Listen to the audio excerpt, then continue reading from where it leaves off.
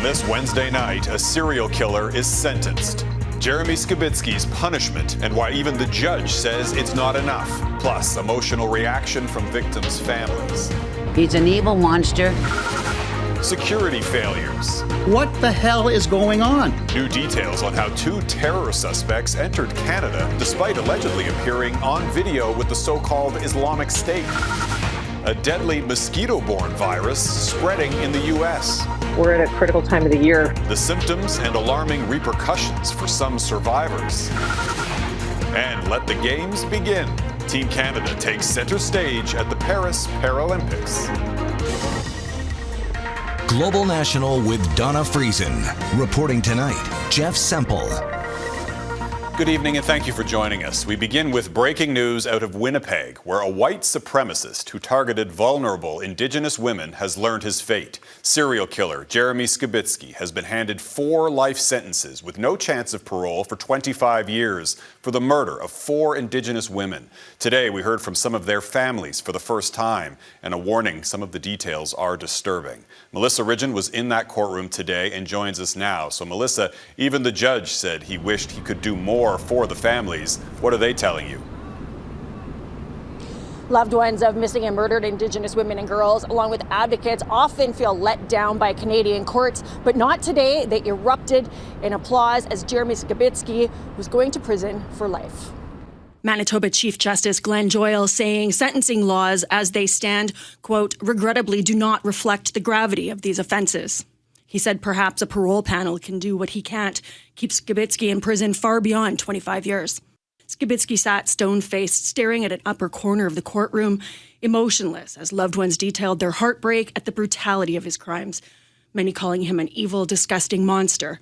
He's just an evil monster that can rot in jail.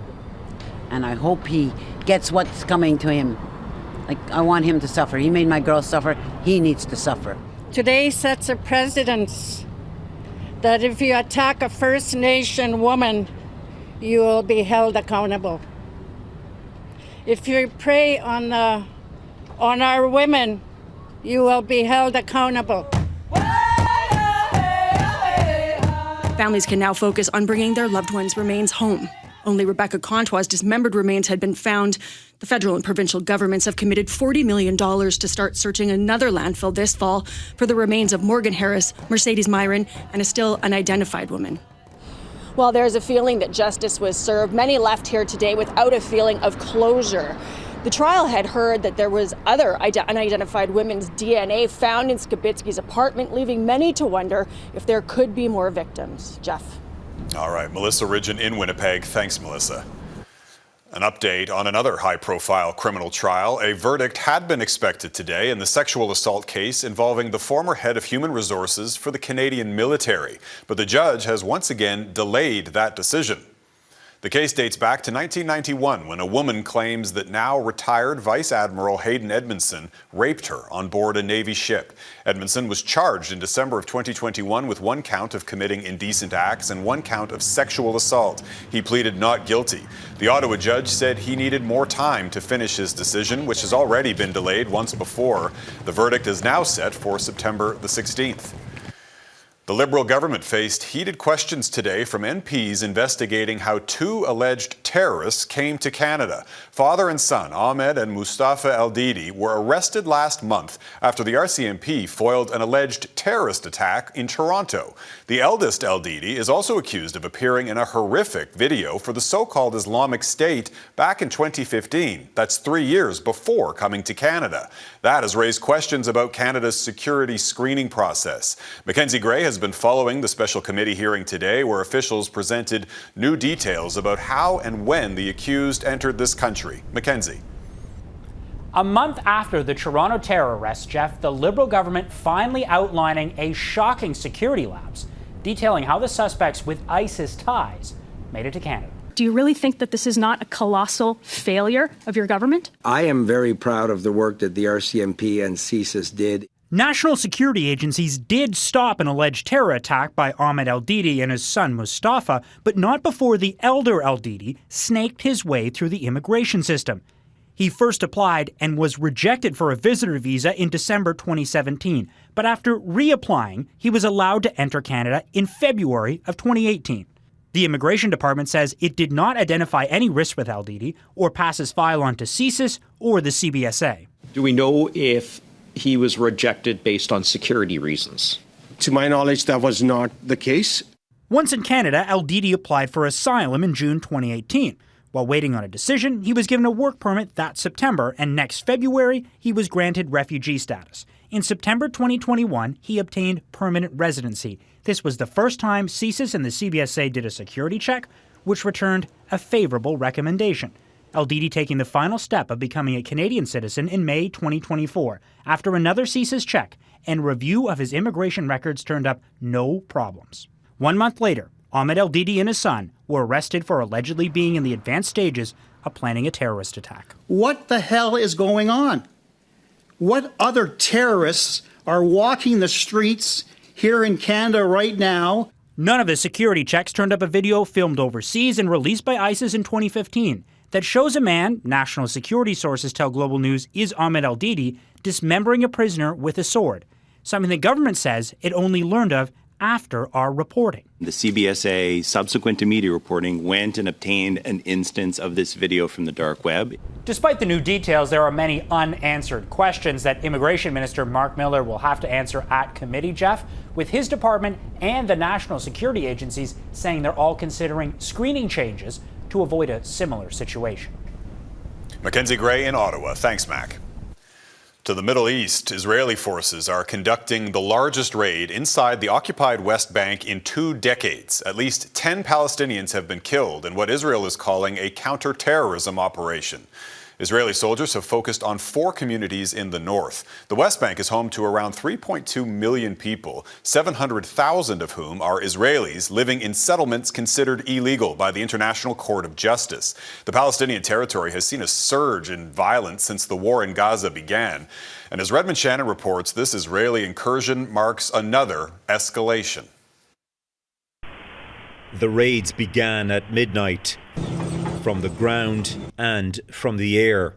Israel targeting communities across the occupied West Bank. The IDF and our security forces are operating in Tulkarem, Jenin and other places from which murderous attacks have been launched. Israel says that, like in Gaza and Lebanon, Iran is supplying weapons to militants in the West Bank, calling this the eastern front of its multi-pronged conflict.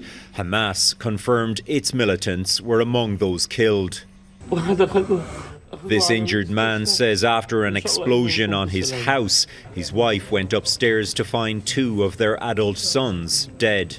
This is the largest coordinated operation in the West Bank in over 20 years, but individual raids like these are common. The Palestinian Health Ministry says an Israeli strike killed 5 people Monday, including children.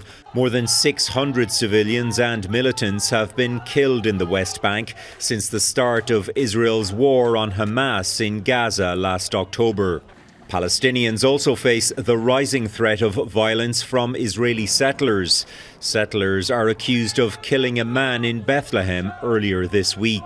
Israel's foreign minister said this operation includes the temporary evacuation of Palestinian residents. Evacuation is a real terrifying term for Palestinians, going all the way back to what they call the Nakba in 1948, where they left their hometowns never to return. This Middle East analyst says the operation only further complicates the shaky international peace efforts for Gaza. Israel's military operation in the West Bank is continuing after dark, with reports of gunfighting in the city of Jenin, an indication that the latest chapter in this broader conflict is far from over.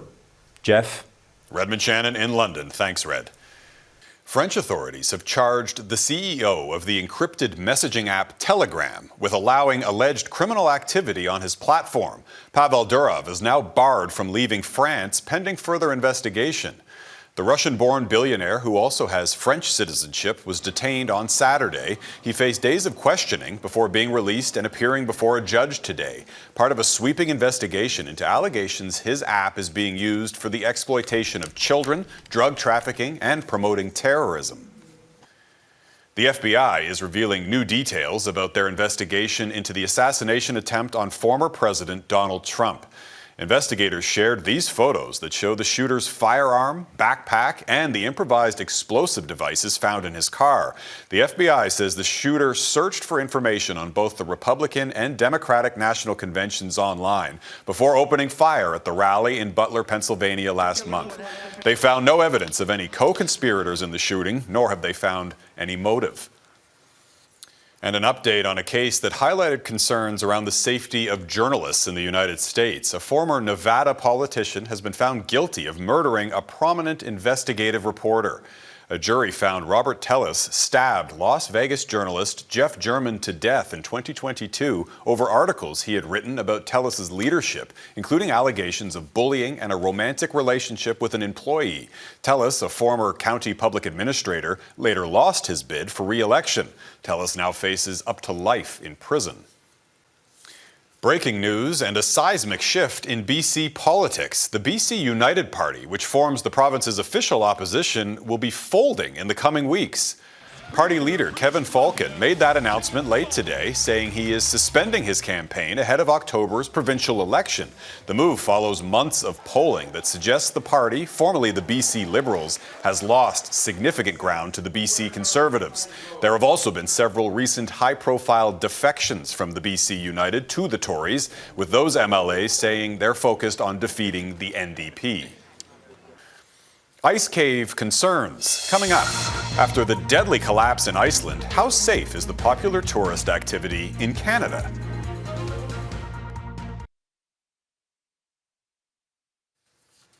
Officials have tallied the cost of the damage in Jasper, Alberta, after last month's raging wildfire. The blaze burned through about 30% of the mountain town, and an early estimate by the Insurance Bureau of Canada reveals insured damages, including homes, businesses, and vehicles, amount to $880 million.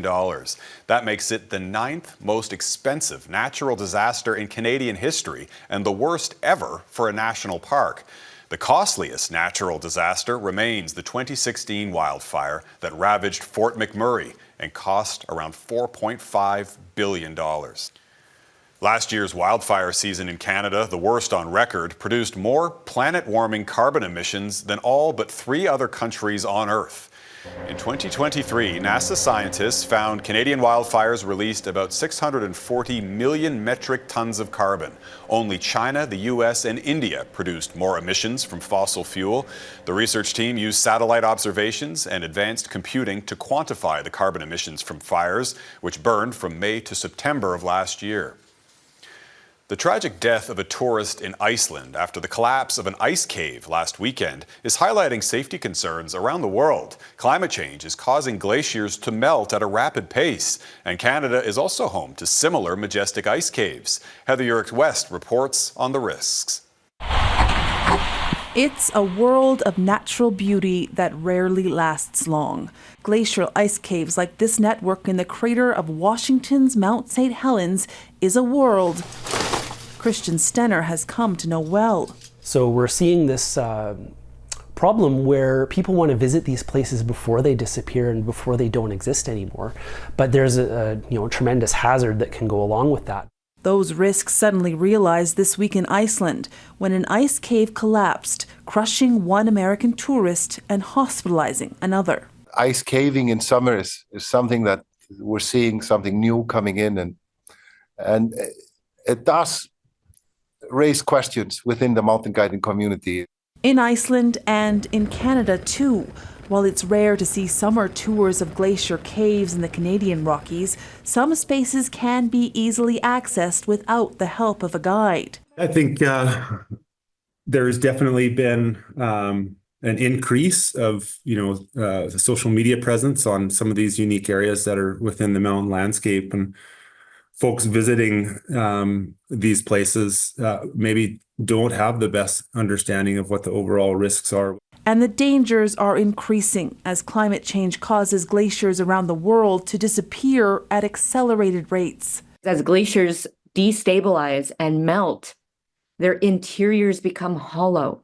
And frankly, that gorgeous blue, people from all over the world, they want to see it. So as this glacier melts, it's going to attract more and more people, and we're going to see more and more tragedy. So I appreciate that people want to see those kind of places, but there's definitely a risk involved in doing that. It's why those that study these wonders are calling for more to be done through both regulation and education, so these majestic caves don't result in any more lives lost. Heather Yurex, West Global News, Calgary. Still ahead, a dangerous bite, the deadly mosquito virus spreading through the northeastern U.S.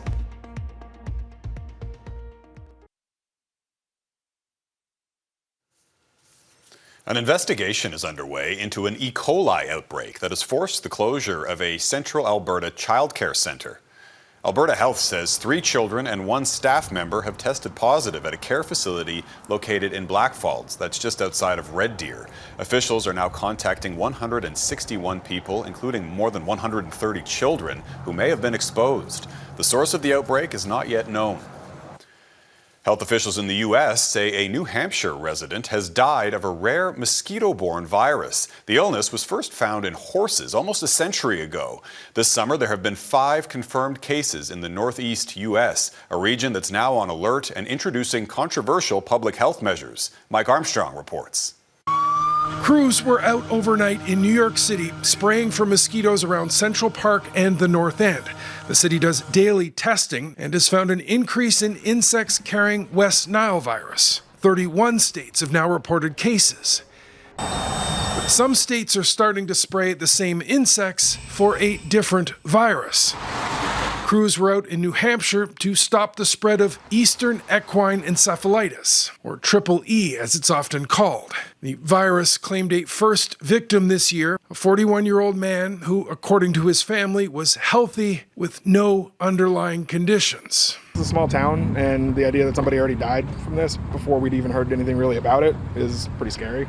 There have only been 5 cases of Triple E in the U.S. this year. It is extremely rare. But it is also, compared to West Nile virus, considerably more dangerous. In Massachusetts, depending on the outbreak, we have seen fatality rates of somewhere between 30 and 50%. To make things worse, even among people who survive, most are left with permanent neurological problems. There's also no treatment for the virus. According to Health Canada, since 2016, there have only been 4 cases in Canada found in humans, but in 2024, there have been 6 cases found in horses. We've known about Eastern equine encephalitis for a long time. It's exceedingly rare. These are recommendations. Well, in some communities in the U.S. Northeast, health officials are calling for curfews, suggesting outdoor activities and sports should end before dusk to limit exposure during peak mosquito hours. Now, the most important measure experts say is simple prevention, things like long sleeves and repellent. And even if the Triple E virus is extremely rare, they're the same measures people should be taking for things like Lyme disease and West Nile, which are more and more common. Mike Armstrong, Global News, Washington. It's go time. Up next, the Canadians to watch at the Paris Paralympics.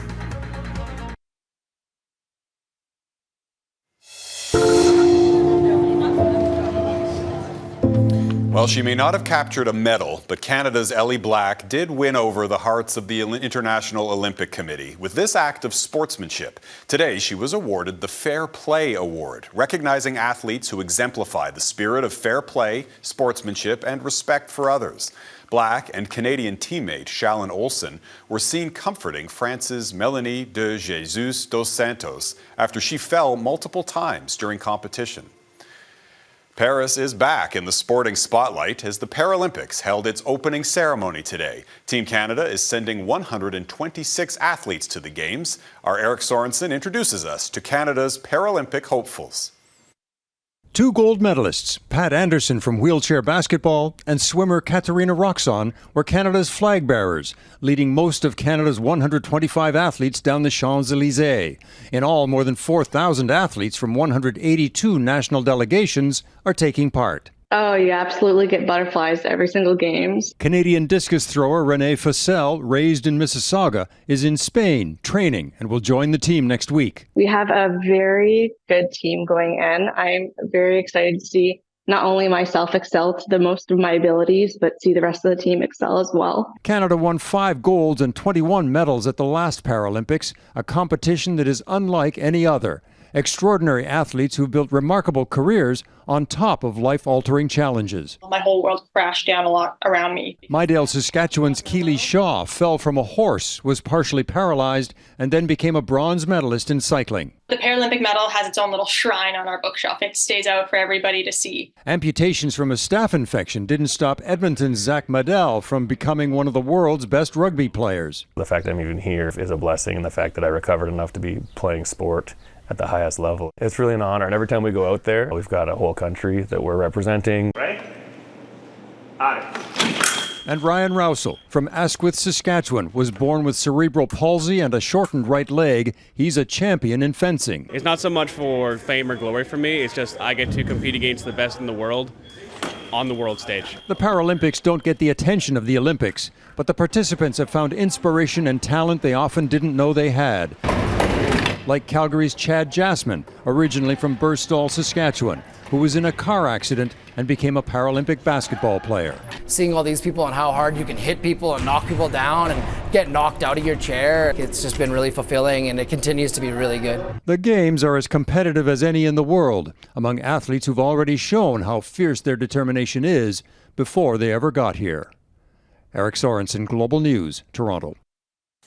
And that is Global National for this Wednesday night. I'm Jeff Semple. Tonight's Your Canada is Banff, Alberta, which is already seeing snow on the ski slopes. So I'm not ready for that. This is the view from Sunshine Village today. It is the second snowfall at the popular ski resort this month. Thanks for watching. Hope to see you back here again tomorrow. Have a great night.